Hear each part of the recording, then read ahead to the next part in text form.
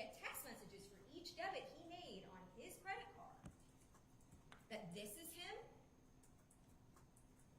this is him, and this is him.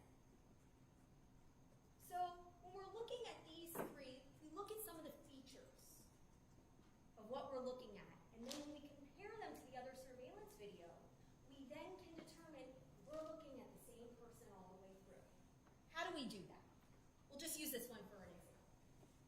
We know this is the defendant. We know the bright blue shirt. He's got that kind of lanyard of some sort around his neck with a white or shiny object on it. And he's got this bag. It's like a black bag that he carries in his hand. Where else do we see all of those features? Well, let's look at that.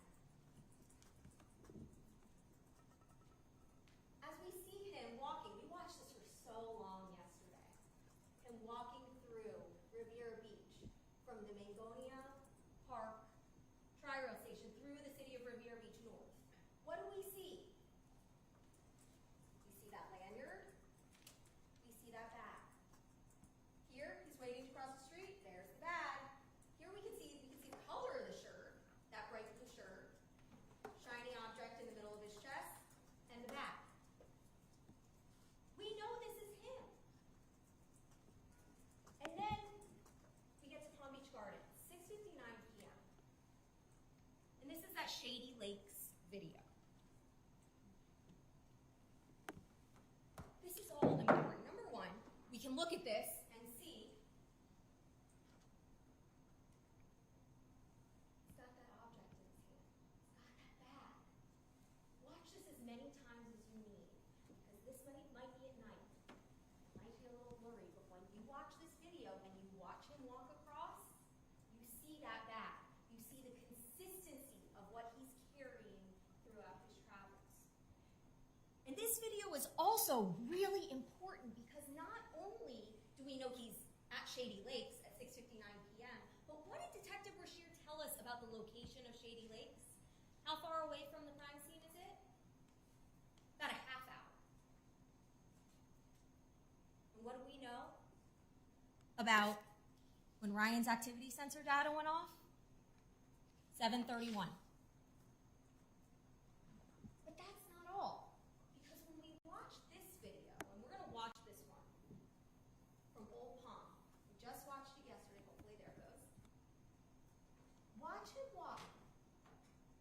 Look carefully and watch it as many times as you need, because what you can see in his left hand is that bag. And what do we know about this location? What did we learn from the testimony? We know that that street, where all those cars are going, is Central Boulevard. We know the person, this defendant, who's walking along that street, is walking in the direction of the crime scene. And what else do we learn from the evidence? That the amount of time it takes to walk from that location to where Ryan was found, 4 minutes. What's the time that video started? 7:27 p.m. All of this evidence fits. When you look at all of that surveillance yesterday means something. It tells the story. It tells us who did this. It tells us who's on a colliding path with that child on the bike. Him. And it's not just these videos. We see these features again and again throughout the surveillance. East Point, this is after the crime. And again, you'll have all these with you. Watch these. Remember what Ms. Machado told you, they're all in order. So you can just watch them and watch the progression. This is after the crime, and we saw all that kind of back and forth behavior between East Point surveillance, and the Old Marsh surveillance along Jog Road. What do we see? There's the bag. And then what do we have here? This kind of goes back to something we heard today from the testimony.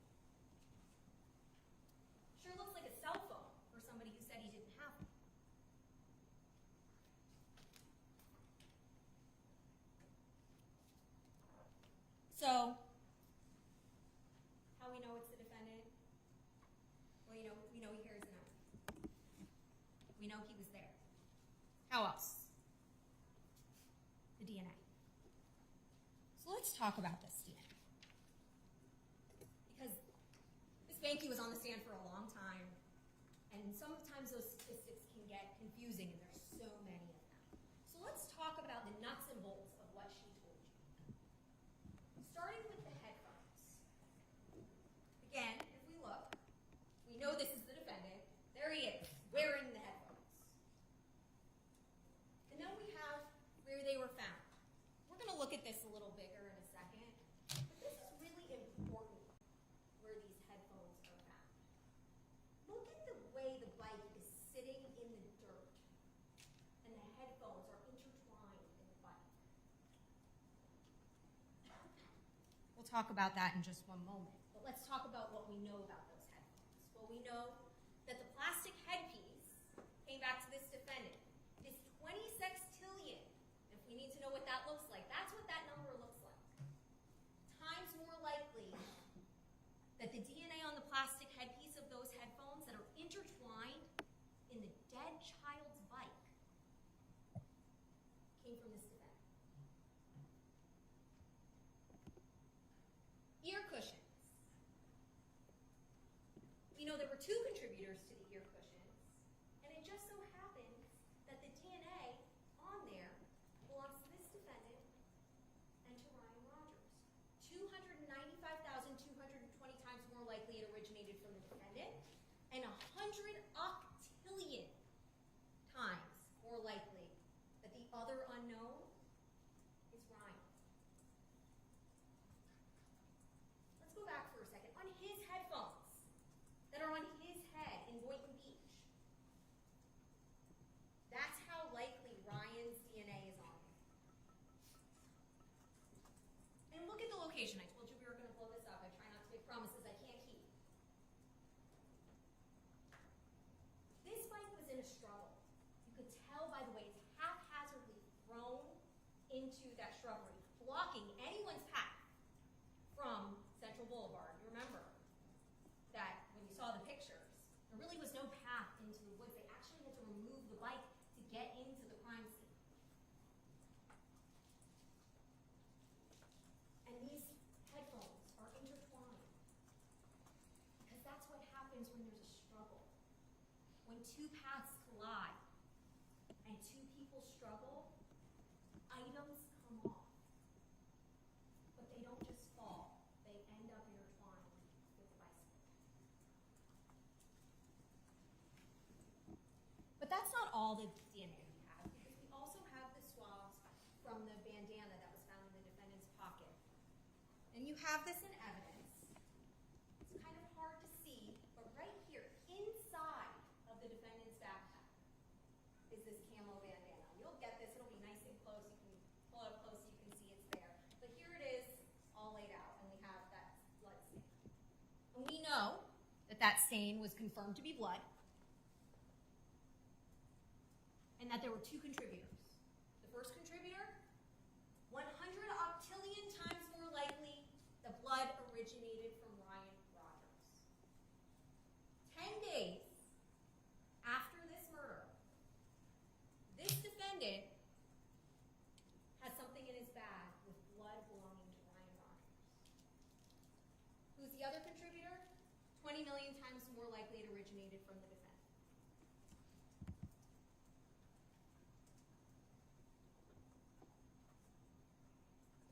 We also have the sunglasses. And again, we can see in this picture we know is the defendant based on his phone in the video. There he is wearing the sunglasses. Now these sunglasses, remember where Mr. Blair told you that these sunglasses were located? Because, you know, when we look at the Blue Star evidence, you heard from CSI Osalski about kind of that Blue Star. That Blue Star evidence actually tells a story, right? It tells us where this kind of collision point happened, and I say collision point, and these two paths come together. That it goes down into the embankment, and we can see kind of the blood trail. Where are these sunglasses found? Where did Mr. Blair tell you they were found? Right there in the middle of Central Boulevard. This defendant's trail is literally through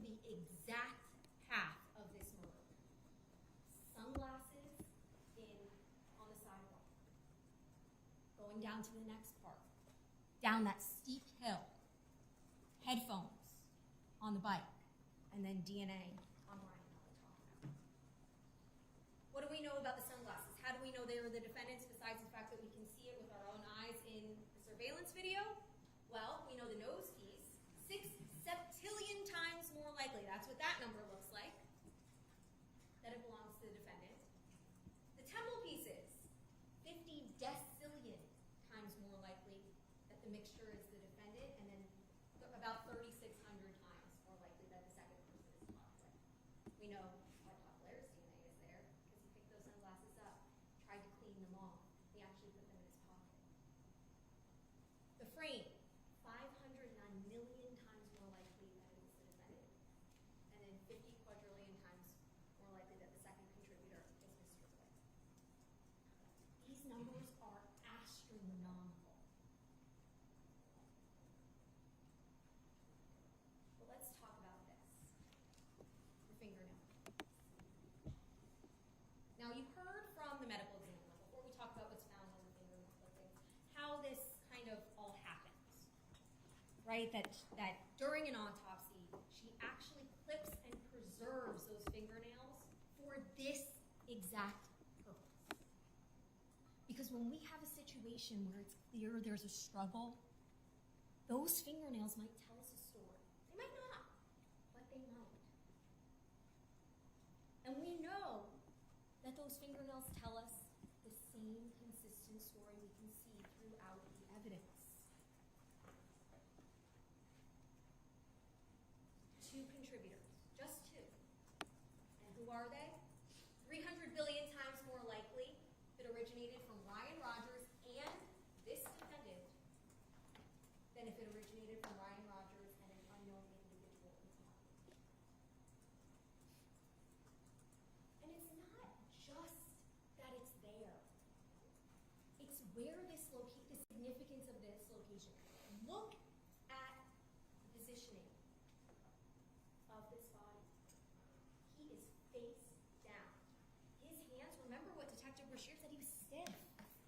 Stiff when law enforcement got there. His hands were underneath. They had to flip him over. You saw that picture. His hands are still stuck in that position. When they finally, when they put him in the body bag, brought him up to Central Boulevard and turned him over. He's not exposed. There's no aspect of him exposed to the other elements, the other evidence in the case. He's up against a tree. And you also heard that's what was keeping him from rolling down that steep hill.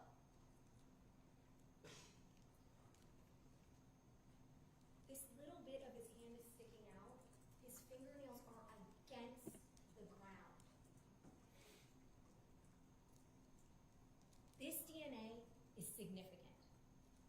When you look at this scene, and you look at how this body was found, there is no other way that DNA got there. And even further, this is that hand. I know I mentioned it before, but what is this? This is this child trying to live, putting his hands up. Remember, he had 2 stab wounds in the right hand, and then this slash to his left wrist. So how did the DNA get under his fingernails? It shows that he put up a fight with his attacker. He was trying to protect himself.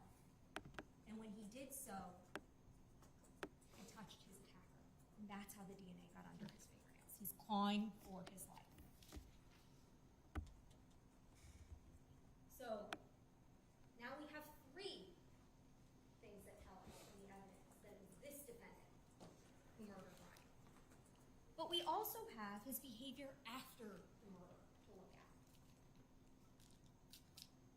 We watched this video yesterday, just to orient you. This is the East Point video, Jog Road, and this is after that big time jump, 4:35 in the morning.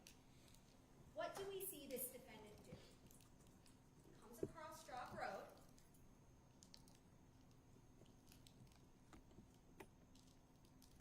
You can see his backpack. We know it's him. And he bends over to a storm drain. We know that's a storm drain. year that when she saw this video, she said, we need to go out there. But they're behind. And that storm drain opened up to a canal. By the time they got there, that storm drain was empty. The canal had too many alligators for them to do a meaningful search. But make no mistake about it.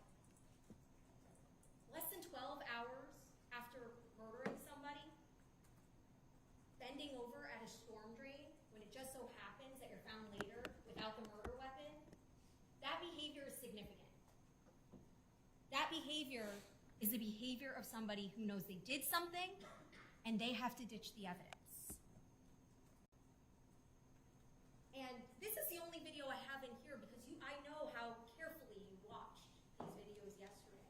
But all that behavior on these East Point videos, in the bushes, out of the bushes, across the street, remember what Detective Bishop told you was on each side. Fields, homes, water.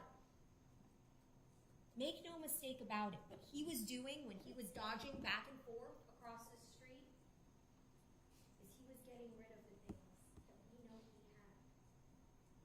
And you don't have to take my word for it, because the evidence shows that he got rid of evidence. How did we know? Because this is him at 6 o'clock the next morning. We know it's him because we have the phone text for his purchase. So we know that this is the defendant. You see his backpack. And what's missing? The black bag. All of a sudden, the black bag that made it the trek all the way from Riviera Beach to Palm Beach Gardens to this murder into the East Point videos, all of a sudden, after he's been dodging in and out of bushes and going to storm drains, it's gone. And what else? Change his clothes. He is in completely different clothes than we know he was in the day before. This behavior is the behavior of somebody who knew he did something wrong and who's trying not to get caught. So how else do we know that it was the defendant? He said it. When he was being fingerprinted by Deputy McCabe, he said that he did this. If there was anything to be learned from the defendant's testimony, both yesterday and today, it should be that what Deputy McCabe told you is exactly what he said. Think about what Deputy McCabe told you. He didn't just say he said he did it. Think about the way that he said he did it. Because they gave the black people syphilis. All this follows that same trope. The same kind of things he was testifying about yesterday and today. How do we know that what Deputy McCabe heard is what he said? He demonstrated it here for you in court when he became a witness by testifying exactly like that statement.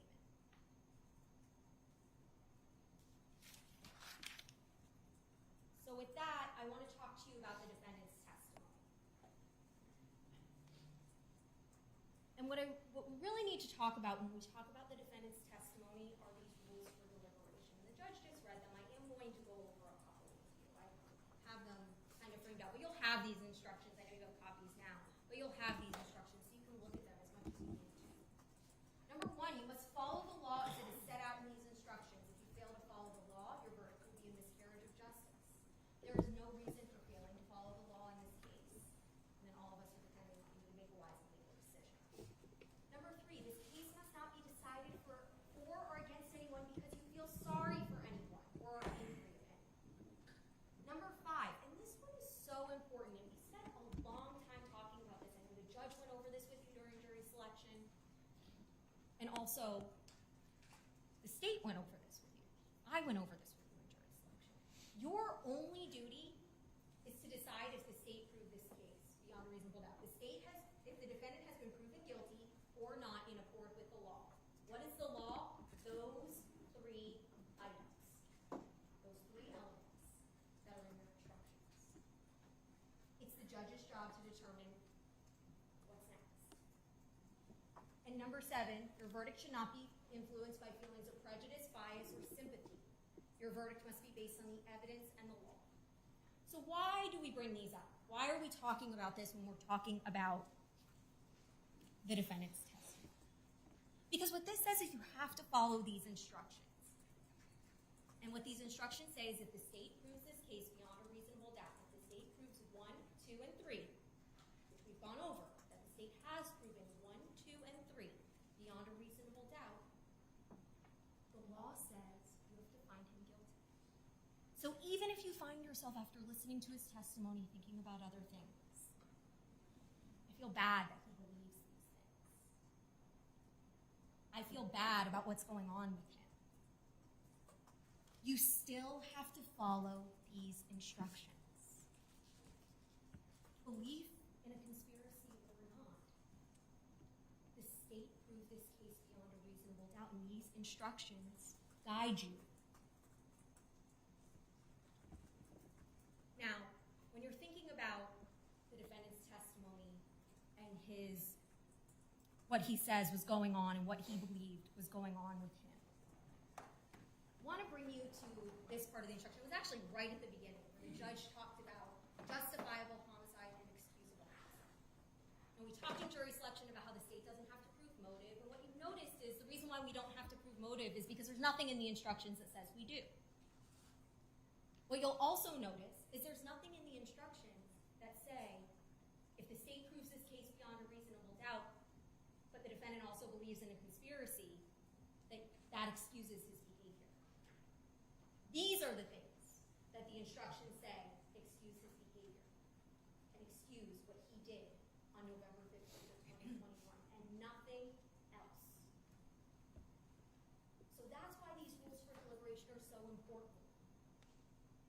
Because it tells you that these are the only instructions in this case. I want to briefly talk about this instruction about when there's lesser included crimes or attempts. What this instruction tells you is if you find as you're going through the instructions that you feel like we didn't prove first-degree murder, you then look at some of the lesser included crimes. In this case, it's second-degree murder and manslaughter. But when you're looking at this, it needs to be within the lens of this instruction, the verdict instruction. And I know they're not right next to each other in your packet, but they do go together. Because if you look at the second paragraph, it says if you return a verdict of guilty, it should be for the highest offense on the verdict form that has been proven beyond a reasonable doubt. What does that tell you? What that tells you is you start at the top. Because when you think about lesser included crimes, there's a reason why they're called lesser included crimes. Because the definition of each one is included in the higher crime. So what you'll notice is when you look at second-degree murder and manslaughter, you're going to think, these facts support this too. But what you do is you start at the top. So you start at first-degree murder, and if the evidence supports that, which the state submits it does, you never get to second-degree murder or manslaughter because of this instruction that says you start at the top. Ladies and gentlemen, Brian Rogers was a mile and a half from his home, from an evening bike ride. Unfortunately, he was on a violent collision course with this defendant. That violent collision course ended his life because this defendant violently and viciously attacked him. The state has proven each and every one of these elements beyond a reasonable doubt. Because we've proven these and because that's what the instructions require, we should find him guilty. Thank you. Counsel approach.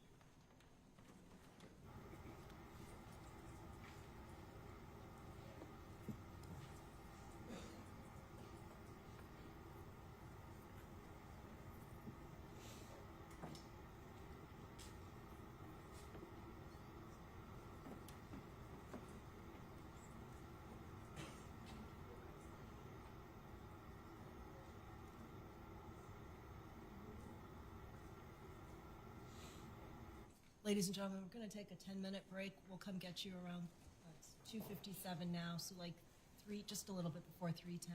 Enjoy your break. No texting, tweeting, blogging, emailing, sending or accepting messages, communications of any kind about this case or your jury service. And no deliberations, no deciding the case at this time because you still have not heard the defense's closing or the court's final instructions. Enjoy your break.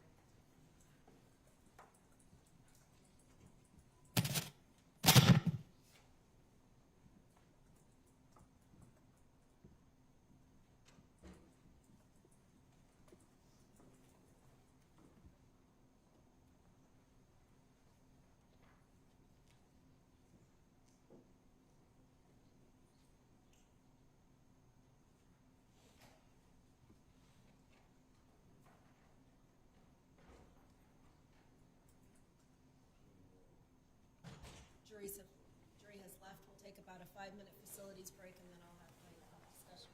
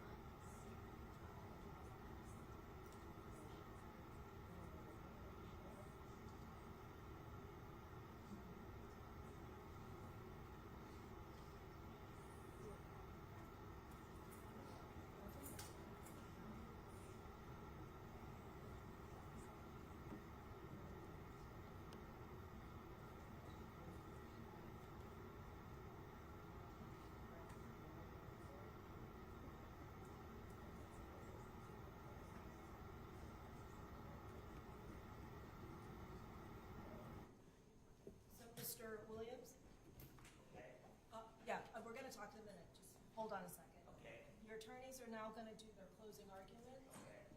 What they say is based on their strategy. Sorry, I'm not speaking in the mic. What they say is strategic. So, they're experienced and knowledgeable in the rules of evidence. They're experienced and knowledgeable in what can and cannot be said in court during closing so as not to raise an objection or cause the court to interfere and interrupt their closing arguments. Do you understand that? Okay. After Ms. Wilson, you're doing it, does her closing, she's going to consult with you, and then we'll take a little break and make sure that you understand that's their closing. Do you understand? Okay. So we're going to bring in the jury. Yes, you can speak. Well, the fact that I was at Walmart hours before I got in contact with Right. They're gonna address. But basically, I can disprove everything she says. But my lawyer says she doesn't want to listen to me, and she wants to do whatever she wants. That's the reason why I wanted to fire her. No, you're not firing her because we already talked about That's that. the reason I wanted to fire her. Yeah, and I told you can't. Here's what's going to happen. She's going to do her closing. As she knows, as an officer of the court, closings are supposed to be done. When she's finished, she's going to go over to you and talk to you and make sure that she addressed everything. And then if there's an issue, we'll have the jury go back into the jury room and we'll talk about it to make sure you understand what's going on. Okay? Okay, let me say one more thing. Mm-hmm. I could disprove everything they said, but she says she doesn't want to listen to me and she wants to say whatever she wants, and she doesn't care what I say. Why don't you actually let her talk and listen to her and see what she says, and maybe she says everything you want her to say. Okay? Okay. All right. We're going to bring in the jury now, sir. State, you ready? Ready. Defense? Yes. Let's bring in the jury.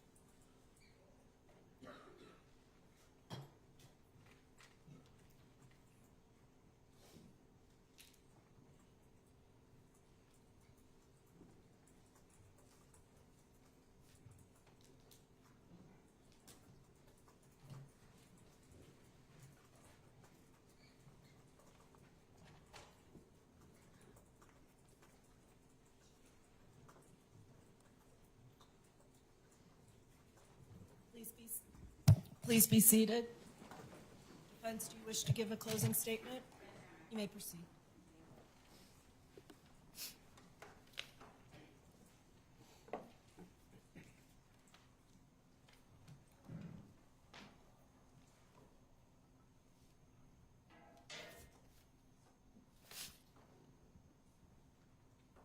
Ladies and gentlemen, what happened to Ryan Rogers is an undeniable tragedy. A 14-year-old boy lost his life, and nothing said or done in this courtroom can change that or lessen the grief that follows. But your job as jurors is not to decide whether Ryan's death is sad or shocking or upsetting, because of course it is. Of course it is. What we are asking you to do as jurors is make a far more difficult decision. What this trial is about and what your job is to decide whether the state has proven to the exclusion of every reasonable doubt that Semmie Williams is the one that killed Ryan Rogers, and that he did so with premeditation. And they have to do that with evidence so compelling, so convincing, so credible, that you all are left with no question about what happened, how it happened, and the state of mind involved with what happened. And it's the state's job to deliver that to you, deliver that evidence to you. You don't get to complete their case for them or fill in the gaps. You simply judge it. And in this case, as we stand here today at the close of all of this evidence, all of these days of trial, I know it's been a long 2 weeks, they simply have not carried their burden in this case. I want to talk to you, kind of go through the evidence the state presented and kind of talk to you about what does it actually prove? What does it actually prove that doesn't require you to make assumptions, make leaps, or fill in the gaps in their case? I want to start with the DNA, because I think a lot of us, maybe all of us, have this idea that DNA is this kind of like infallible, untouchable evidence. It's like the smoking gun, if you will.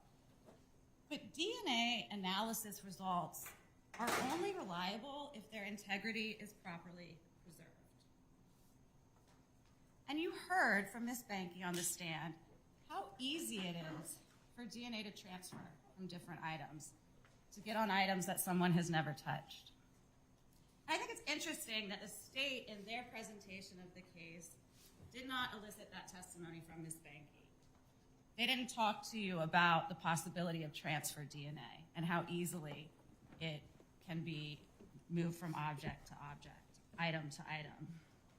But it's important because in order for you to assign the weight to this evidence, right, you need to be sure that the items that were tested were properly preserved and uncontaminated, essentially. And that starts with the crime scene, right? That starts from the beginning. And I want to talk to you about the preservation of the crime scene. Because yes, you heard from Detective Brashear that when she arrived on the scene, they put up the crime scene tape, the collection of evidence, people were wearing gloves.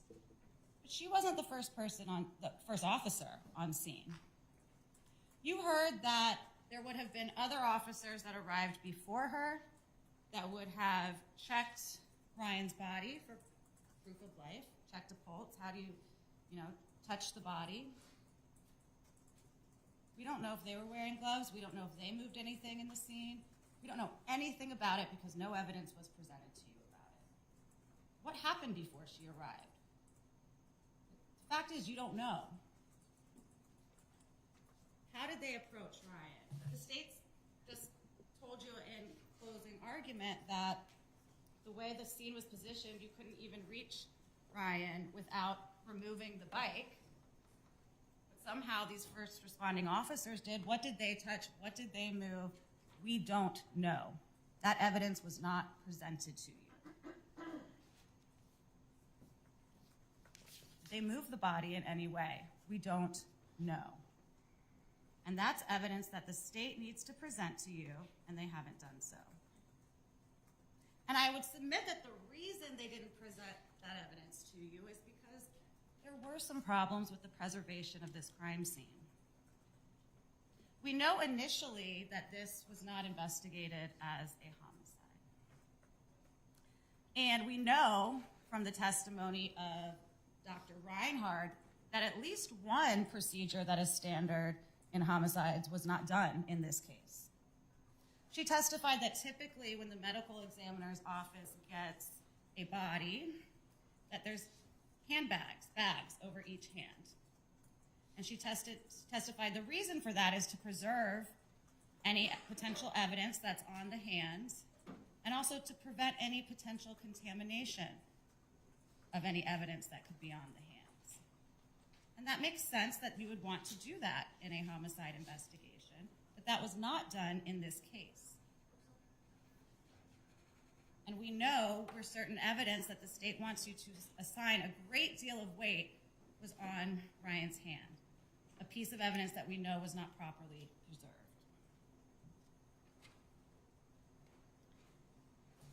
And so we know that procedure wasn't done. What else was not done before Detective Brashear gets there, before it's deemed a homicide investigation, almost 12 hours after finding Ryan? And you also heard about evidence in this case that was processed by crime scene investigators and how they take certain precautions when they're processing items for DNA evidence. They said they switch gloves, again, to prevent cross-contamination, right? But you didn't hear any evidence of any precautions that the DNA lab takes when doing their analysis. Why not? What precautions did they take? They were analyzing lots of different pieces of evidence. Now, I'm sure the state will say, well, of course they follow procedures. They're a DNA lab. But that's asking you, again, to make an assumption that is not in evidence in this case. They could have presented testimony about that, and they didn't. Why not? It's their job to fill in every gap for you, every question for you. Objection, Your Honor, statement of law. What the attorneys say is not evidence or instructions on the law. Evidence is what you collectively decide the evidence to be based on the testimony elicited from the stand and any exhibits submitted to you for your review. You may proceed. There was no testimony about the chain of custody as any of these items travel from the crime scene evidence lab to the biology lab. None of that. You should expect that in this type of case when the state is saying the DNA evidence proves this. But again, if they can't prove to you it was properly preserved, how much weight do you really give it?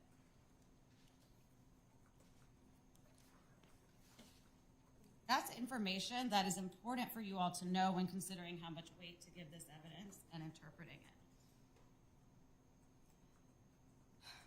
So even before you look at the results of the DNA analysis, you have to be sure that the processes that generated those results from the beginning of the crime scene to the final result is reliable, is preserved, is not contaminated. And that evidence was just simply not presented to you in this case. But I want to talk about the results of the DNA analysis as well. You heard that Mr. Williams' DNA was excluded from all parts of Ryan Rogers' sweatshirt. He was excluded from all the profiles found on the sweatshirt. And you heard on the back underarm area of the sweatshirt, Ryan's DNA was found and someone else's was found. We have no idea who that someone else DNA belongs to. We know it's not Mr. Williams, but whose is it? That is an unanswered question that is left with you all in this case. On his socks, there were 4 DNA profiles, none of which belonged to Mr. Williams, and many of which were not matched to anyone else. They're still in the ether. We don't know whose DNA that was. It's not his. It didn't belong to his family members. It didn't belong to Mr. Williams. We don't know. That's another question left for you in this case. Mr. Williams' DNA was not found anywhere on the bicycle. The state's theory that he somehow, put the bike into the woods and kind of pushed it in there, right? But why? Where's his DNA then? It's not anywhere. They swabbed multiple areas of the bicycle, and it wasn't there. And then we have the headphones. I think the headphones are interesting because I agree. Mr. Williams is wearing headphones that look just like that in the video from hours before. And his DNA was found on the outside ear cushions and the plastic piece on top, according to the DNA results. But the inside areas were also swabbed, and you would think that's the area that touches the skin, right? So you would think that that would actually kind of leave the most DNA, right? That's the part that's actually touching your ear. But in terms of the analysis of that portion of the headphones, it was actually more likely that it was not Mr. Williams' DNA. He was excluded from the inside. So how does that make sense? And that's what I mean about the DNA, right? It has to be preserved. It has to be properly uncontaminated. But it also isn't infallible.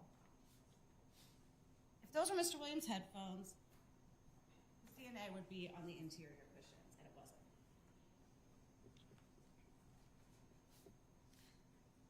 We further know, though, what the DNA analyst said that, okay, I can tell you DNA was present on an item or not. But she can't tell you when that DNA got there, how it got there, whether it was from direct contact, whether it was from secondary transfer or even tertiary transfer, which you talked about as well. And so the state is asking you to speculate. Say, because DNA was present at the scene, it must mean he killed Ryan. But we don't know how it got there. We don't know when it got there. We don't know how the scene was preserved before Detective Brashear got there. We don't know how the DNA got from the crime scene lab, the crime scene to the evidence lab, from the evidence lab to the DNA lab, and then what possible contamination happened at the lab itself. And so those questions are ones that you must hold to the state to have given you that evidence. Your decision has to be based on the evidence in the case. You don't get to go back there and fill in the gaps. So I submit that those are questions that you should take back with you to the jury room. And, you know, the state has said this was a violent struggle. But if Mr. Williams was engaged in this violent struggle with Mr. Rogers, why isn't his DNA on the sweatshirt? Why isn't his DNA on the bike if you put it in the grass? And why didn't Mr. Williams have any semblance of scratches, injuries, cuts on his shirt from all the bushes that were there? He doesn't have any of that. Those are things you would expect if he was involved in a struggle with Ryan.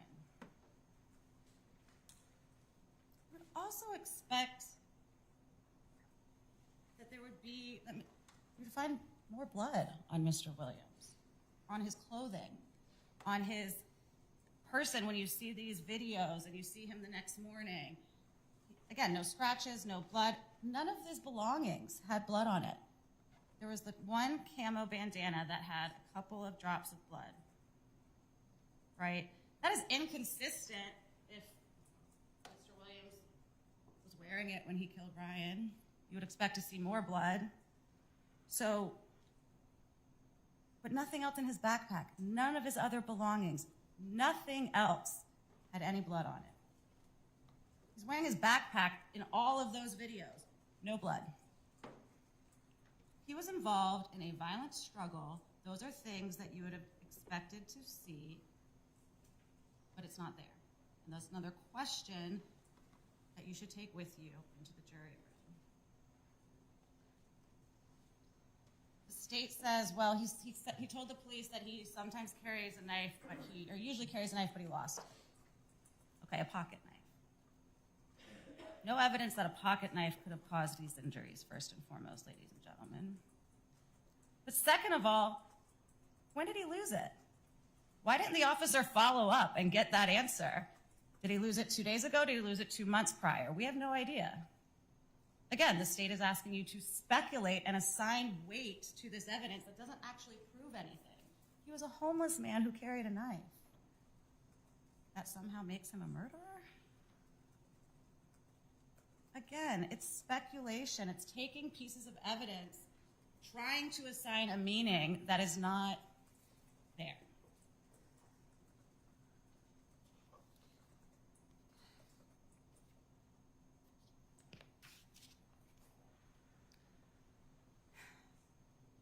And then we have this surveillance video that shows Mr. Williams in Boynton Beach, walking in Riviera Beach, Mangonia Park. He testified he came up to Palm Beach Gardens. We're not trying to, no one's hiding that, right? No one's saying he wasn't up in Palm Beach Gardens. He wasn't around in the area. But again, what does that tell you? There's no video of the crime. And the pieces of the video that were shown, yes, it's a lot of video, but it's like just little snippets of parts of the street here and there. So we don't know what's not being captured on that video. We don't know who else was on Central Boulevard, if someone was coming the other direction. Again, you just don't know. Yes, Mr. Williams was walking in Palm Beach Gardens. And he was walking around for hours and hours and hours after 7:30 as well. Doesn't prove he killed Ryan Rogers. And then we have what the state says is his confession to Officer McCabe when he is being booked. And I want to talk to you about that.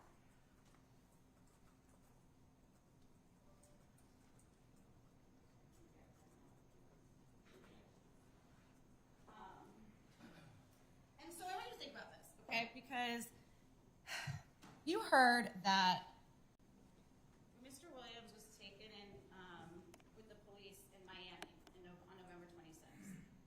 He was questioned by 2 trained detectives, right? These are detectives that are trained in interrogation, trained in interviewing suspects, trained in trying to elicit admissions or confessions. That's their job. And they talked about how they have different tactics to do that. They can be very nice to the person. Sometimes they might, good cop, bad cop. But there's different tactics that they're trained in. And they questioned Mr. Williams using their training and their experience and those tactics. And he didn't confess then. He didn't make any admissions then. Then, when he's arrested, he's taken from Miami in a car with Detective Brashear and another detective to Palm Beach Gardens Police Department. That's over an hour-long ride. Doesn't make any confessions or statements or anything about the case then. And then he's taken to a police interview room at Palm Beach Gardens Police Department. And again, doesn't make any statements, doesn't make any confession, doesn't make any admissions. But then, all of a sudden, when he's being booked into the jail, now's the time when he decides to say, oh yeah, I killed that guy. I killed that motherfucker. That's what the state wants you to believe. That's what Officer McCabe wants you to believe, but that doesn't make sense. Why now, all of a sudden, is he saying this, right? But we also know that Officer McCabe is lying because we have this video. And I want you to think about what former Officer McCabe, he no longer works with the police department, what he said about this interaction with Mr. Williams. Right, because he told you that while he was fingerprinting Mr. Williams, that Mr. Williams started getting loud and agitated before he made this statement. And then he testified that Mr. Williams turned and started to walk away from him, and that's when he had to take him down. But I want you to watch this video again. You have this in evidence. You can watch it. If Mr. Williams was being so loud, why is no one paying attention? And in just a second, you're going to see Officer McCabe take Semmie down.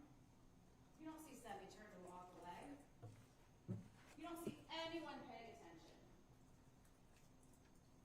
Because he didn't say it. Even though this video does not have sound, I think it's clear from watching it that it does not match up with what Officer McCabe said happened. And he told you, he had heard about this case before. He had seen it on the news. And it was upsetting, because it is. But ladies and gentlemen, you heard that when this first happened, when Ryan went missing, this was on the news, it was on Facebook, it kind of rocked this community, right? And as soon as Ryan's body was found, again, on the news, searching for someone, there was pressure in Palm Beach Gardens to make an arrest in this case, ladies and and gentlemen. It was Detective Brashear's third homicide. And she had pressure to make an arrest. This was all over the news. It was high profile. And she did make an arrest, but she jumped to make that arrest without the actual evidence backing it up. And Mr. Williams was an easy target. You heard this was an affluent area, and that Mr. Williams was out of context there. He stuck out. He didn't belong. He was an easy target to make an arrest, and that's exactly what Detective Brashear did in this case. Oh, we've got a DNA hit. Done. Arrest him. And then we'll just fit the other evidence to try to show that this actually proves it. But as I've said, and I submit to you, ladies and gentlemen, an actual critical look at this evidence, what does it actually prove? Because the burden of proof lies with the state. And as I said, they have to carry that burden. You can't carry it for them. You can't fill in the gaps. And if you have to make an assumption about any piece of this evidence, it means this case has not been proven. What the attorneys say is not evidence. What the attorneys say is not evidence or instructions on the law. The instructions on the law is what's contained in the materials that you have, that I've begun to read and will complete once the attorneys complete their closing statements. And the evidence is what you collectively decide the evidence to be, based on the testimony elicited from the stand and the exhibits given to you for consideration. Please proceed. So, ladies and gentlemen, if you have, when you step into that deliberation room, if you have unanswered questions, you aren't allowed to answer them yourself. Right? You have to have demanded that proof has to have already come from the evidence in this case. And if they haven't done that, that is reasonable doubt. But the biggest question of all is what exactly happened to Ryan? We know he was riding his bike, and we know where he was found the next day, and we know he suffered multiple stab wounds. We know that. But in order to prove this charge, the state has to prove premeditation. And they have to prove to you beyond all reasonable doubt the state of mind of the person that killed Ryan Rogers. And when we talk about premeditation, there's several elements to what the state has to prove in regards to premeditation. They have to prove the person had a conscious decision to kill. That intent was fully formed before the killing. And that there was enough time when that decision was formed to allow reflection from the accused. And I would submit to you that phrase, allow reflection, means not just that there was time enough for someone to reflect, but they actually did reflect as well. Objection, misstatement of the law. What the attorneys say is not evidence or instructions on the law. The instructions on the law is what the court has begun to read to you, that is contained in the packet of materials that you have, and will continue to read to you once the attorneys finish their closing statements. The evidence is what you collectively decide the evidence to be based on the testimony elicited from the witness stand and any exhibits given to you for submission and consideration. Please continue. And so without evidence of exactly how this happened, the exact circumstances surrounding the killing, the state's again asking you to speculate that whoever did this did it with premeditation. And the jury instructions talk to you about it's your decision, each individual juror's decision, whether premeditation was proven and whether it was sufficient to prove premeditation. But the instructions tell you that you should look to both the circumstances of the killing and the conduct of the accused in determining whether there was premeditation. And the state submits to you that the number of stab wounds and the location of stab wounds in and of itself tells you that premeditation was present.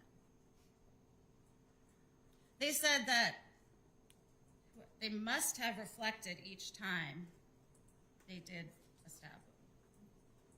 What evidence is of that?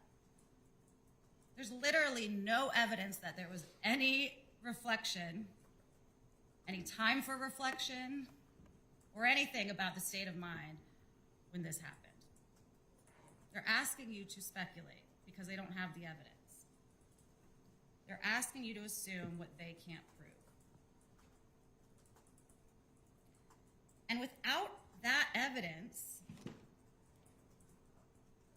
they can't rise to the level of premeditation.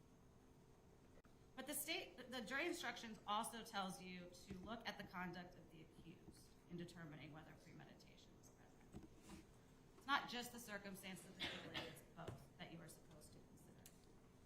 And the evidence presented certainly does not prove that Semmie Williams had any premeditated intent to kill Ryan Rogers. There was not a single shred of evidence presented that Mr. Williams had any premeditated intent to kill Ryan. You heard from Mr. Williams yesterday and today. You heard his testimony. You heard that he has been a victim of gang stalking for years, that he has been targeted by people. They've been following him. The police are part of this organization. He's been traumatized and tormented by this for years and years. That he would post YouTube videos, and you saw a few of those, documenting what he was experiencing just in case anything happened to him. You saw in the state's video from Mr. Williams' YouTube that they presented that he talked about his worry about the police, that the police are going to be doing violence. He's not talking about doing any violence. He's concerned about it happening to him and that other people are inflicting it. He told you that this harassment, this being targeted, caused him to move from place to place, state to state, trying to escape this. And that when he went to Palm Beach Gardens from Miami, he was doing just that.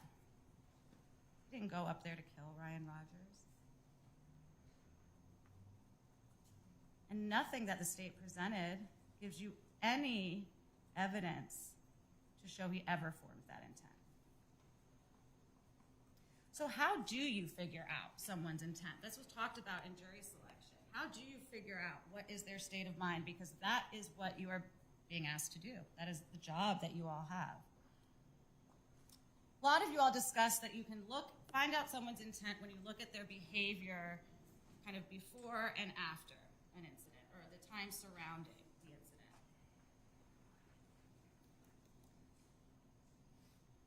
incident. Mr. Williams, his days, if you look at his phone records, you look at his YouTube postings, you look at sort of all of his behavior in the 13th, the 14th, the 15th, the 16th, the 17th, the 18th of November. Nothing changes.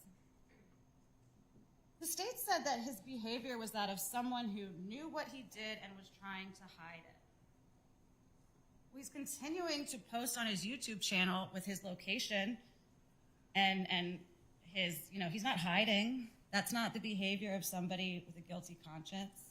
That's not the behavior of someone who's hiding. You heard his phone activity in all the days leading up to the 15th and after the 15th. It's all pretty much the same. There were gaps of time where the phone would be off, gaps of time with no location data. That was all normal. He wasn't hiding. The state says the video of where you see him going in and out of the woods that somehow shows he was hiding something. He's homeless and sleeps in the woods. He was looking for a place to sleep. Again, they are assigning a narrative to evidence that doesn't inherently have one. And so that's when we talk about holding the state to the burden. You have to look at the evidence impartially and critically to say, does this really prove what they're saying? Or are they just asking me to fill in the gaps?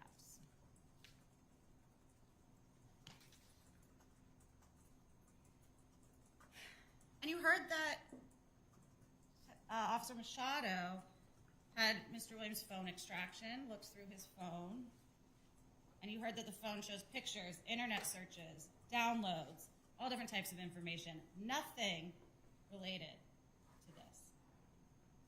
There's not a single YouTube video related to this.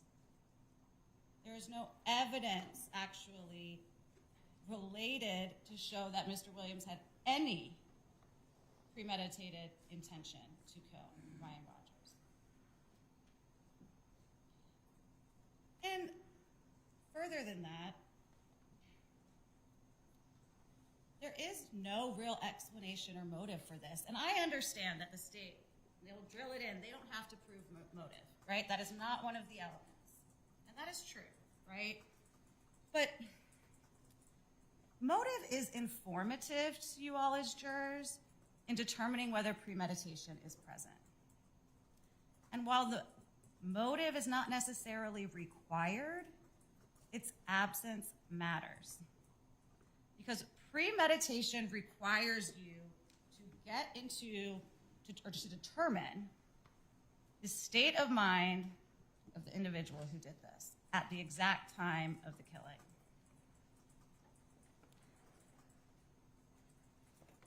And where's the evidence of that? There is no explanation. There's no motive. There's no evidence Mr. Williams had any reflection, any premeditation, or any conscious intent. There is no evidence that Semmie Williams made a decision to kill, that he had time to reflect on that decision, actually reflected on that decision, and actually followed it through. The state has not proven beyond a reasonable doubt that element of premeditation.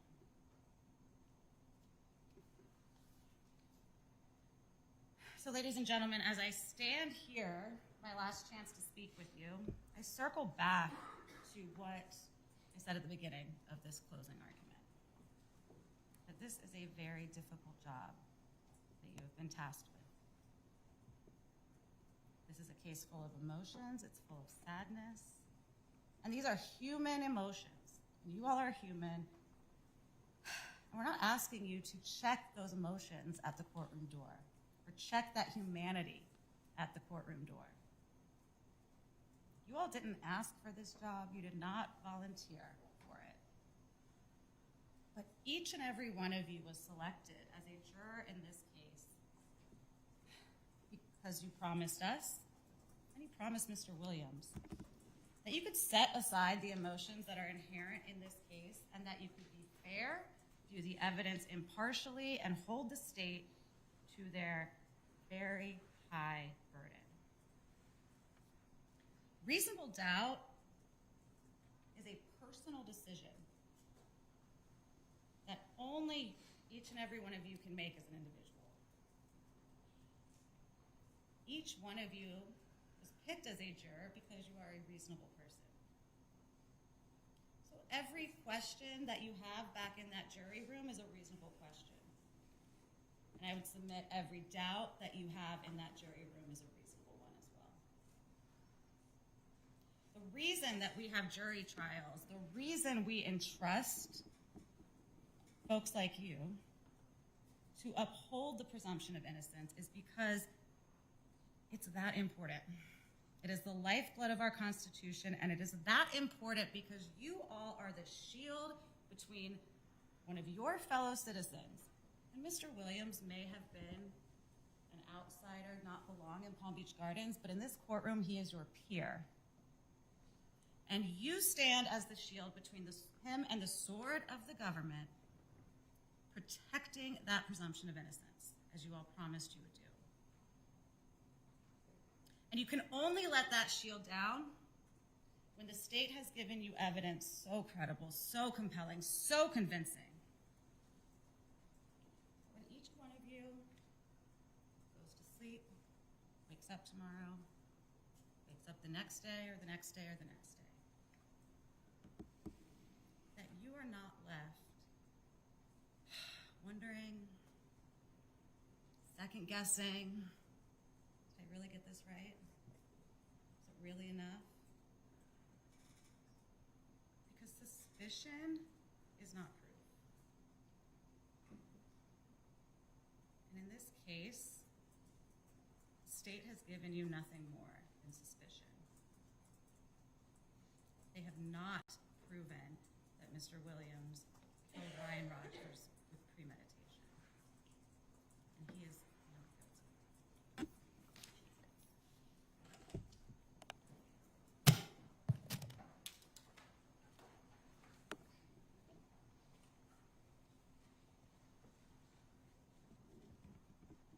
Ladies and gentlemen, we're going to take a break. No texting, tweeting, blogging, emailing, sending, or accepting messages, communications of any kind. Please remain in the space of your chairs.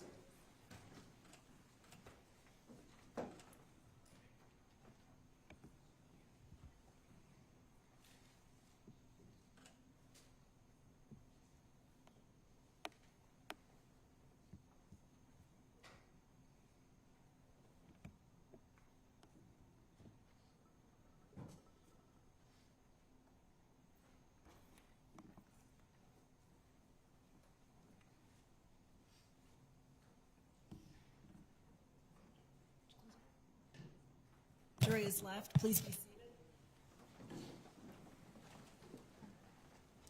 Counsel, have you had a chance to consult with your client? Okay. That goes with the item.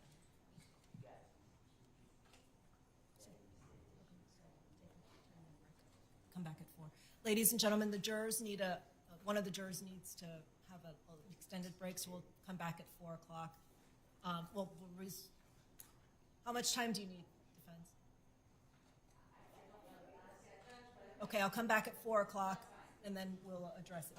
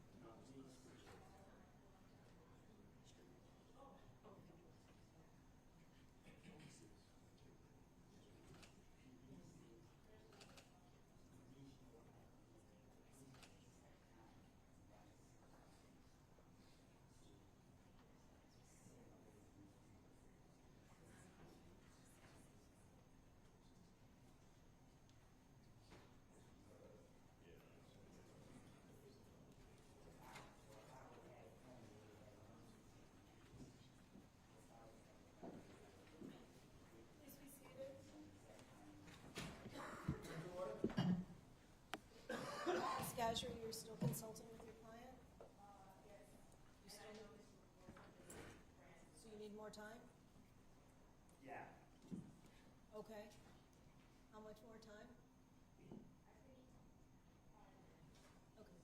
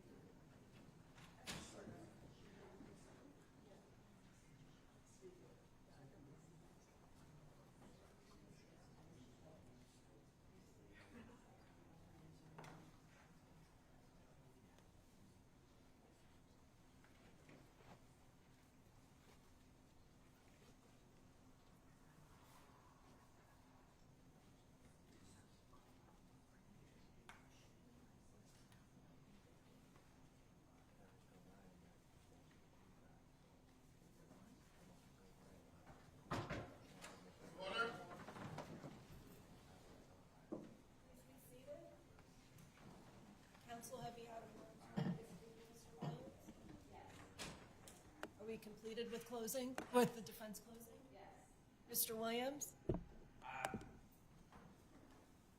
Hello? Yes, sir. Hello? You hear me? I Okay. can. Yes, sir. I can hear you. Yeah, my attorney just missed a really, really key piece of evidence that could save my life. The police report says that Ryan's phone stopped almost exactly at 7:31 p.m. That means if I would have had a phone, the cell phone expert says she was tracking me all that time by my phone. That's me in the dark, putting stuff in the drain. I didn't have a phone. They don't know who it was. If I would have had a phone, they would have known the exact time my phone stopped, and they would have known that me and Ryan made contact at the same time, and it would have been 100% conviction that I couldn't get out of. And all that stuff that the cell phone expert said was a lie. So the police report says he stopped at 7:31 p.m. That means that they can tell when the cell phone stops. That means that I didn't have no cell phone on me, and discovering all my case information, it only talks about Ryan's cell phone, not mine, because I didn't have one. Sir, your attorney did address those issues. I didn't. That's very important. I didn't hear her say that when she came up She there. addressed cell phone, and she. Well, I need the jury to know that if I had a phone, they would have known the exact time we made contact. That's very important for my life. Okay. That Very was, important. sir, those are all strategic decisions, and I find that the defense is ineffective with regard. Okay. You told me that she can make her statement, and after that, I can address anything that she missed. And you That's a did. very key point. And you did, and I appreciate it. I appreciate you telling me that, sir. Anything else? Well, just let the jury know that if I didn't have a phone, they would know the exact time you made contact, because they know that he stopped at 7:31. And I told you that I don't want her going up there saying things without my consent. Right. And you said after she's done, we can talk about it.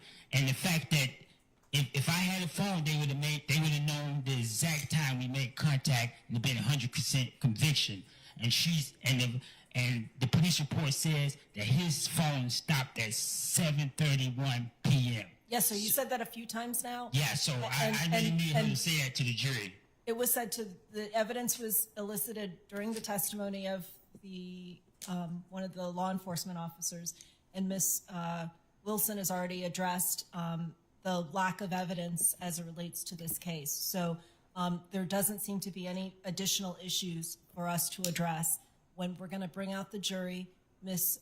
Wilson will tell the jury she is finished with her closing, and then I'll allow allow the state to do their rebuttal, and we'll finish up with this trial. Okay, sir? Yeah, that's the reason why I wanted to fire my lawyer, and this is not fair. This is not a fair trial. Okay. Thank you for letting me know. Are we ready to bring in the jury?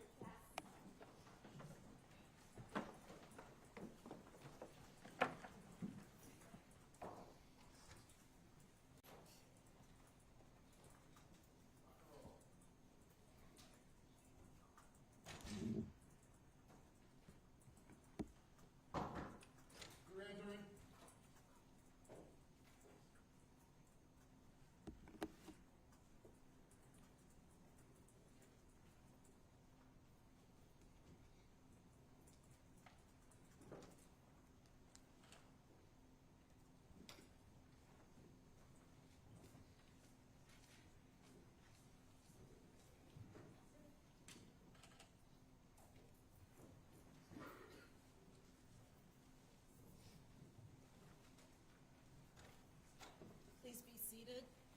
The defense has completed their closings. State, do you wish to give a rebuttal?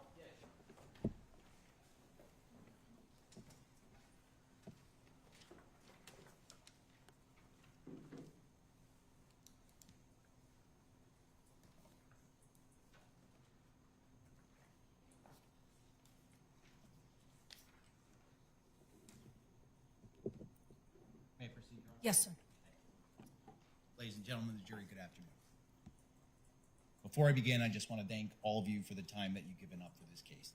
As co-counsel said, this is not an easy job to do. We yank you out of your life. You see things I can't imagine you wanted to see, and then you're going to be asked to answer the questions that the jury instructions have. Those jury instructions will not say that we have to answer every question you can come up with back there. Look through every single page. You're not going to see that. The judge has told you. We have to prove 3 things in this supplemental question that I talked about in opening statement. Number 1, Ryan Rogers is dead, beyond a reasonable doubt. Number 2, was it because of the criminal action of that man?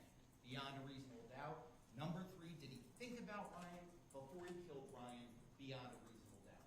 Number 4, the supplemental question, did he use a weapon when he did it? He didn't do it with his fingernails.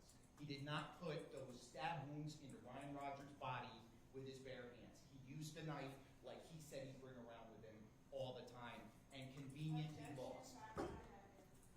What the attorneys say is not evidence or instructions on the law. The evidence is what you collectively decide the evidence to be based on the testimony elicited from the witness stand and any exhibits submitted to you for consideration. The instructions on the law is what's contained in the materials that you have before you that I've begun to read and will conclude once the state finishes their rebuttal argument. Please proceed.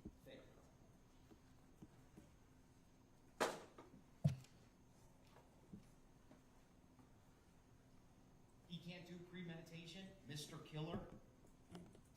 Mr. Killer can't think about killing somebody before he does it. That is not true. He is the exact type of person that can decide to do something and then does something. He wants to go to Palm Beach County, he goes to Palm Beach County. He wants to film a YouTube video, he films a YouTube video. He wants to buy things at Walmart, Dollar Tree, he wants to get sunglasses, he does it. He wanted to kill Ryan Rogers. We don't know why. We don't know why. Again, nowhere in those jury instructions do we have to tell you why.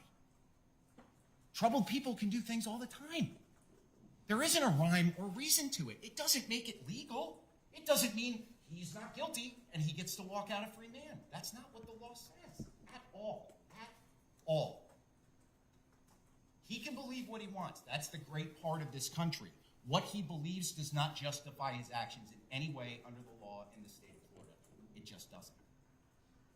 When we talk about premeditation, deciding to kill and killing, when you watch all those surveillance videos, when he's out on the side of the road, when he's in a store, as he's going along the grassway, never has a knife in his hand.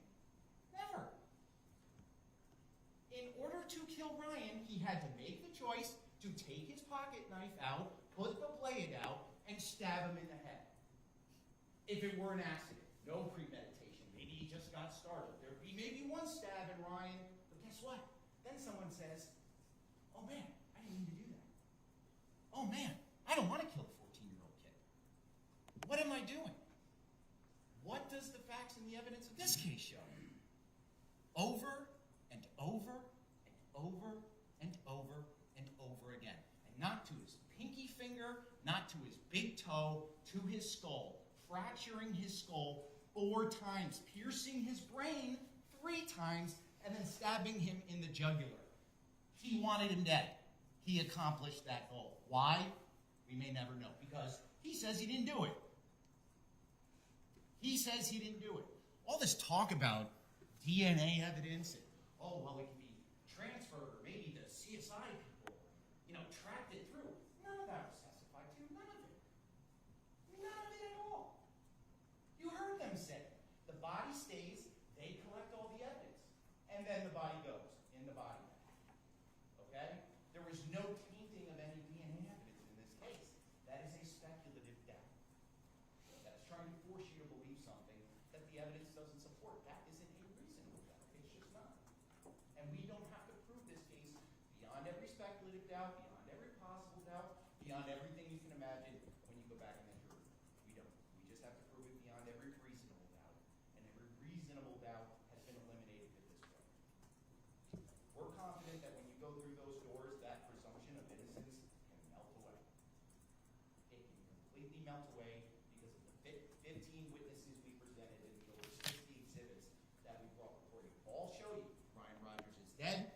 He did it. He thought about doing it, and he did it with a knife.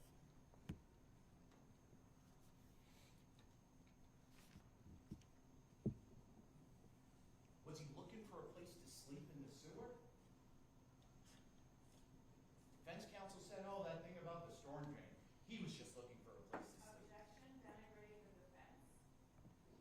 What the attorneys say is not evidence or instructions on the law. Evidence is what you collectively decide the evidence to be, and the instructions on the law is contained in the materials that you have before you that I've begun to read and will continue to read once the attorneys finish their closing statements. Please continue.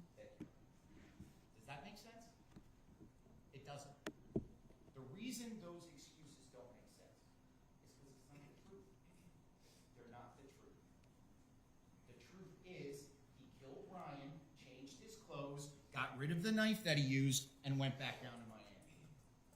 Why this defendant doesn't have any injuries on him? It's 2 weeks later before they found him. He fought a 14-year-old kid in the dark with a knife. He won that fight beyond any shadow of a doubt. Ryan didn't stand a chance. It doesn't mean Ryan didn't try to fight back. Look at his hands. Look at his wrist. That kid did everything to get this man off of him. The reason it failed is because he was 99 pounds fighting an adult in the dark. That's why he doesn't have any injuries, and any injuries he might have sustained, he had 2 weeks to recover from before police interacted with him. Why he doesn't have more blood? We don't know that. He changed his clothes. Do you have a big job interview he had to go to the next day? No. Objection, denigrating the defendant. What the attorneys say is not evidence or instructions on the law. Evidence is what you collectively decide the evidence to be based on the testimony elicited from the witness stand and the exhibit submitted to you for consideration. The instructions on the law is what is contained in the materials that you have before you that I've begun to read and will continue once the attorneys complete their closing arguments. Please proceed. No. He changed his clothes because he did get blood on them, and he knows he did something wrong. So he got rid of the murder weapon, he got rid of the clothes, and went back living his life. That makes sense when we think about that, right? Instead of the version that the defendant provided to you. In this world of gang stalking, constant danger around every turn for this defendant, he says he hears a scream in the dark of night and runs toward it. Does that sound like something this man would do when constant danger is everywhere? No, if anything, he hears a blood-curdling scream, he's going to run the other way. But no, according to him, in the dead of night, he hears a random scream. He runs toward that random scream, and he finds Ryan with the bite on top of him. Somehow. How did he even find Ryan from a random scream in the forest? We all saw those photos. When you're walking along Central Boulevard and you look over in that area, the only reason Mr. Lindahl even had an idea that something was going on is because he could see the bite in the bushes. According to Mr. Williams, that bite wasn't even in the bushes yet. It was further down on top of Ryan. So how could he have possibly seen in the dead of night where Ryan was? Just a coincidence, able to stumble across him luckily, and while doing so, got his DNA under his fingernails, got it onto his bandana, and then conveniently left his headphones behind. When that version starts going through your head, does that make any sense compared to the first version? We submit to you, no. The first version's the truth, that version is not. This gentleman just left his sunglasses behind, left his headphones behind. We looked at his backpack that contained this note. He doesn't have many personal belongings. Left 2 of them behind. Why? Why? Those are items he treasures. To him, they are treasured possessions. He carries them around with him. What the attorneys say is not evidence or instructions on the law. The evidence is what you collectively decide the evidence to be based on the testimony that was elicited from the witness stand and the exhibits submitted for your consideration. The instructions on the law is what's contained in the materials that you have before you that the court has begun to read and will conclude once the attorneys complete their closing statements. Please proceed. Thank you, Your Honor. He wouldn't have left those items behind. Especially if he's the type of person that thinks I'm going to get framed for something. He would take those items with him. He didn't do that. That does not make sense. The reason it doesn't make sense is because that is not what happened. He killed Ryan and got out of there as fast as he could because, as even he says, he knows cars are going by. He knows it's just not in the middle of the forest, in the middle of nowhere. And the longer he stays there, the longer the law enforcement people that don't like him are going to find him and what he did. That's why he doesn't stay in Palm Beach County. And this whole story of trying to find solace, why go back to Miami then? I thought you were just leaving Miami to get solace, and now you're heading directly back there right after this occurred. Why not hang out in Palm Beach County for a little bit longer? Why not go north? Why not go west? Why not get in a boat and go to Mexico? No, because that's not what happened either. He killed Ryan and then just went back to Miami. That's what he decided to do on November 15th, 2021. And every single piece of evidence proves it. From his cell phone location to Ryan's to his DNA being everywhere this killer's DNA would be. Everywhere. And remember, ladies and gentlemen, we know Ryan fought back. We know it. Okay? We can look at those defensive wounds on his hand. There were only 2 people that had DNA under his fingernails. Him and Ryan. Where's the third guy that he's saying actually attacked Ryan before I tried to help him? Nowhere to be found, because there wasn't a third person. It was just Ryan and him on Central Boulevard and I-95 on November 15th, 2020. Basically, everyone's lying. Law enforcement lying. Deputy McCabe lying. DNA experts either messing up or lying or planting evidence. It seems like every piece of evidence that can't be reasonably explained away, the answer is, well, they're lying. I'm being frank. He's not being frank, ladies and gentlemen. You're going to be able to sleep well at night. You're going to be able to sleep based on this evidence and the facts that came in terms of the correct verdict. There is no question what the correct verdict here is. It is first-degree murder, and he used a weapon when he did so.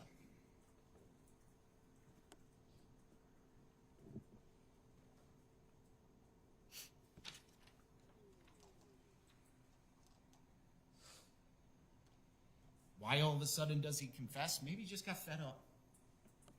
Seems like the type of person that just does what he wants to do. What the attorneys say is not evidence or instructions on the law. Evidence is what you collectively decide the evidence to be based on the testimony elicited from the witness stand and the exhibits submitted for your consideration. The instructions on the law is what the court has begun to read to you, that is within the materials that you have in your possession. The court will continue to read once the attorneys complete their closing statements. Please proceed. The Freemasons didn't do this. This criminal organization was not involved in this. The true victim on November 15th, 2021 was Ryan Rogers. He died. The reason he died, this defendant decided to kill him. And he did it and thought about it before he actually took Ryan's life. And how did he do it? With a sharp object, also known as a weapon. We're not asking you to go back there and give your verdict based on emotion. We follow the same jury instructions that you all do. That is not what your verdict is going to represent. It shouldn't at all. But what it will represent is the truth. That's it. Nothing more and nothing less, but it can't be something less because the facts and the evidence support it.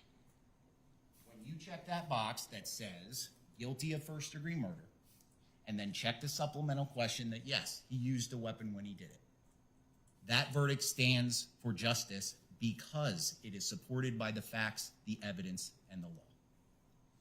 It will not be based on emotion, feeling any way toward anybody. It's unnecessary because we said we were going to meet our burden of proof, and that's exactly what we've done over the last several days. He is guilty beyond any type of reasonable doubt. He decided to commit random violence that day. Why? We'll never know. But because we will never know why does not mean that he is not guilty of this charge. So that's why we're confident when you go back there, have a chance to look at all of the evidence, talk amongst yourselves, and one of the things mentioned in the jury instructions is common sense. It's mentioned there. You'll see it. You've heard it. You can use your common sense. That's what we do every day. We're confident that when you go in that room and do that with your fellow jurors, there is only one reasonable verdict, and that is guilty of first-degree murder with a weapon. Thank you all very much for your time. In just a few moments, you'll be taken to the jury room by the court deputy. The first thing you should do is to choose a foreperson who will preside over your deliberations. The foreperson should see to it that your discussions are carried on in an organized way and that everyone has a fair chance to be heard. It is also the foreperson's job to sign and date the verdict form when you all have agreed on a verdict, and to bring the verdict form back into the courtroom when you return. During deliberations, jurors must communicate about the case only with one another and only when all jurors are present in the jury room. If a juror goes to the restroom, the deliberations should stop until the juror returns. You are not to communicate with any person outside the jury about this case. Until you have reached a verdict, you must not talk about this case in person or through the telephone, writing, or electronic communication, such as a blog, Twitter, email, text message, or any other means. Do not contact anyone to assist you during deliberations. These communication rules apply until I discharge you at the end of the case. If you become aware of any violation of these instructions or any other instruction I have given you in this case, you must tell me by giving a note to the court deputy. Many of you have cell phones, tablets, laptops, or other electronic devices here in the courtroom. The rules do not allow you to bring your phones or any of those types of electronic devices into the jury room. Kindly leave those devices on your seats where they will be guarded by the deputy while you deliberate. If you need to communicate with me, send a note through the court deputy. If you have voted, do not disclose your actual vote in the note. If you have a question, I will talk with the attorneys before I answer, so it may take some time. You may continue your deliberations while you wait for my answer. I will answer any questions, if I can, in writing or orally here in open court. During the trial, items were received into evidence as exhibits. You may examine whatever exhibits you think will help you in your deliberations. Many of the exhibits will be sent into the jury room with you when you begin to deliberate.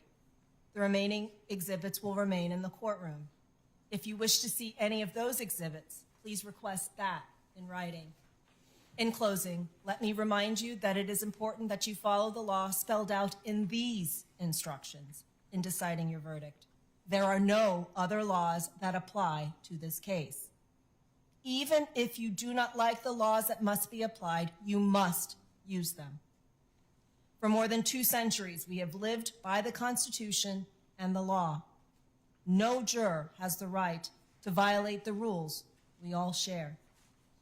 Did any of you leave any electronic devices in the jury room? Every electronic device, even a smartwatch, must remain in the courtroom. So if you have a smartwatch, anything that allows you to communicate with the outside world, that must remain in the courtroom. If any of you have electronic devices in the jury room, please get them and bring them out. I would suggest you turn those electronic devices off so you save the battery power. Mr. Vicinich, Ruffalo, and Sanchez and Bradley, you are alternates, so you will not be deciding the case with the jury. I would ask that you get all of your personal belongings, bring them out. I have some closing remarks for you before you are discharged from your service. The remainder of you, please get all of your electronic devices, bring them out, and you may begin to deliberate.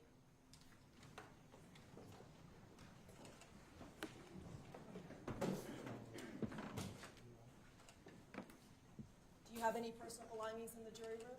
Okay.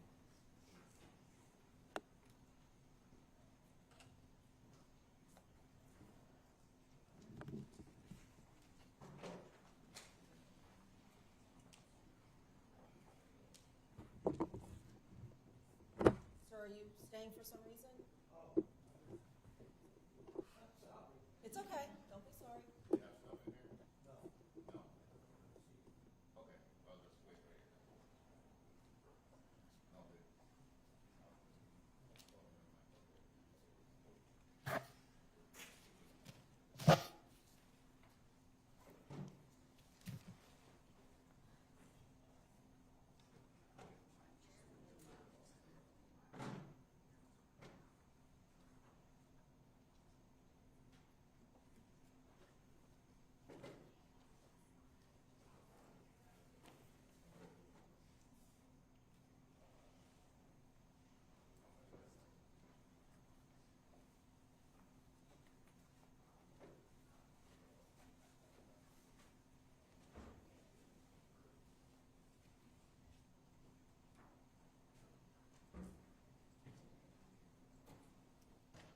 please be seated.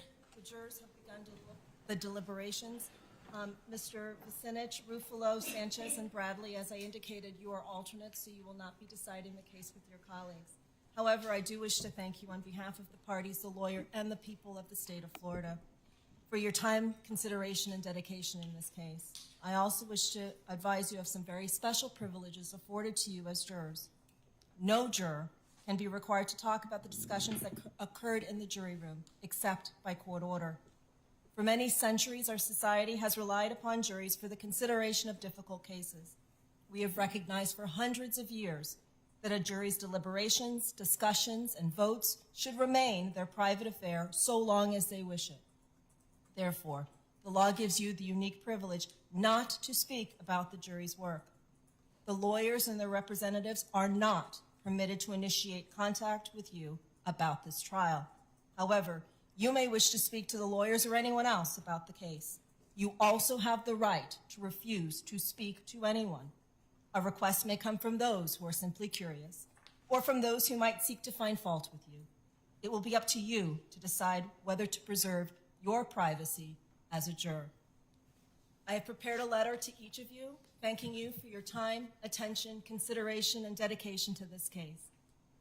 I also have a questionnaire that I ask that you seriously consider completing. It allows the court to identify things you liked about your jury service, things you didn't like about your jury service, and any suggestions that you may have to make the process better. There is also a pre-addressed stamped envelope to facilitate sending the questionnaire back to the court. I also have a certificate that is signed by the chief judge of our circuit, as well as the president of the Palm Beach County Bar. It is a token of our appreciation to you for your time, attention, and dedication to this case.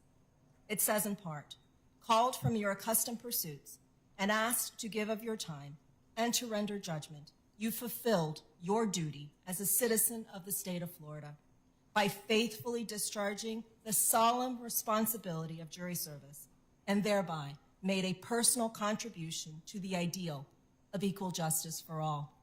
I will step down from the bench, give you your packet, shake your hands. Thank you for your time, dedication, and service. I ask that you go back to the jury office, give them your badge so nobody is looking for you, and you are officially discharged from your service.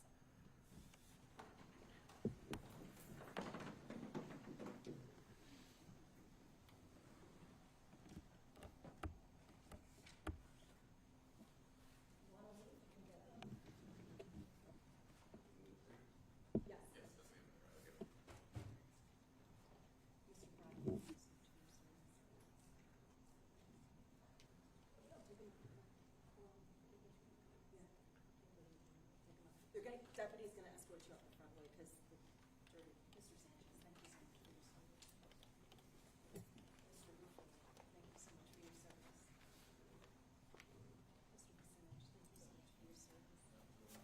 you so much for your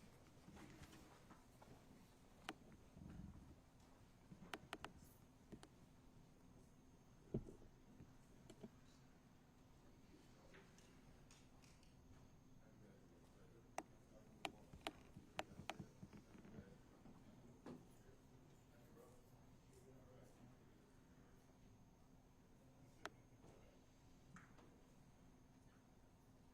Counsel, please review the exhibits before they go back to the jury room. Please also give Ms. Miclia your telephone numbers. Please be within a 15-minute radius in case there's a question or verdict. Anything else to address? Is there a specific time you want us to come back regardless? Say 6 o'clock. Okay.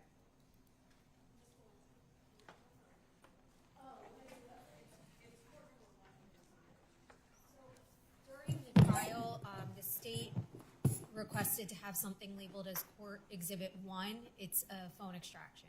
I think that it's I believe it's Ryan Rogers' phone. That is not intended to be admitted, and it's simply labeled a court exhibit. So we just want to make sure the record is clear. Okay. So it's not admitted. Okay. It's just a court exhibit. I do have some discussions for Mr. Williams before he is taken back into the holding cell. Anything else? Not from the Mr. Williams? Was there any witness that you wanted to have been called that was not called in this case? No, I think you rude and you violated my rights and you lied to me. Were there any exhibits that you wanted to have? No, you lied to me. You said that after my attorney did the presentation, we was gonna discuss it. We was gonna discuss what happened and add more things. You lied. I'm done talking. You can take him back to the holding until there's a question. Yes, please let them know. I think we're gonna have a stay until 6:30.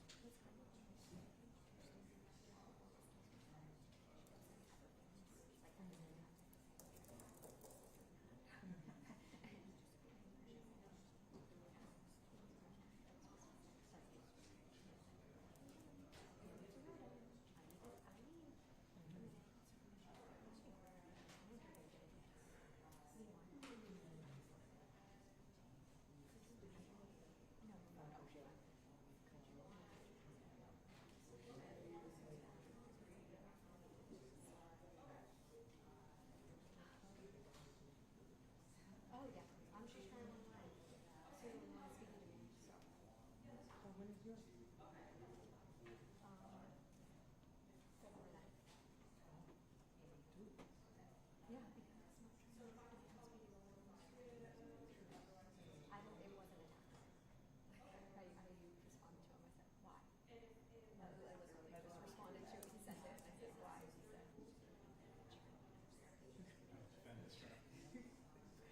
you know, I have. You think your guy's bad, y'all have this. Right. He said, good luck in your trial.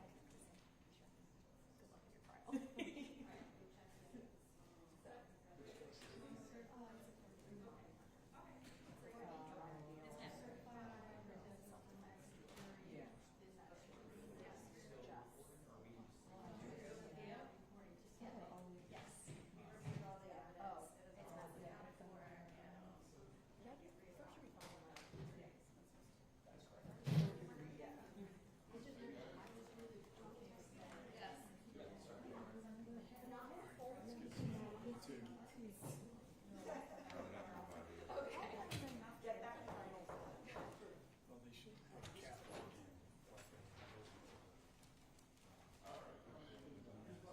That's what I mean, I don't understand why I don't have a.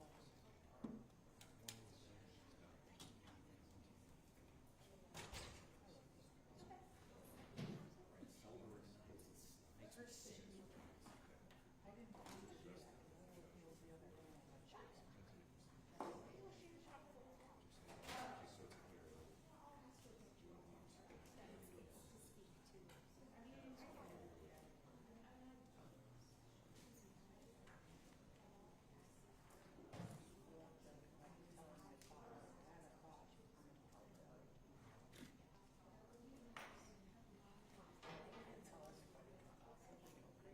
other day. Nobody would think I was crazy after this job.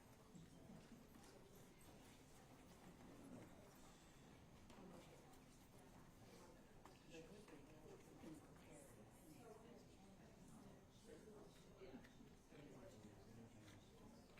Well, when she said that, I wanted to say, I've said to you that I personally chose that I want. There's been plenty I've helped on, and been the lead.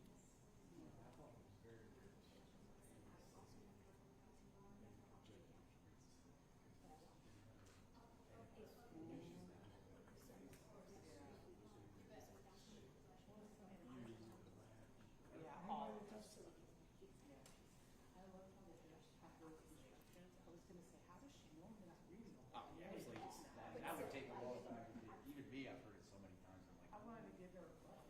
She could just Just- click it it's and an auto- says it. Just things that. that's actually the good.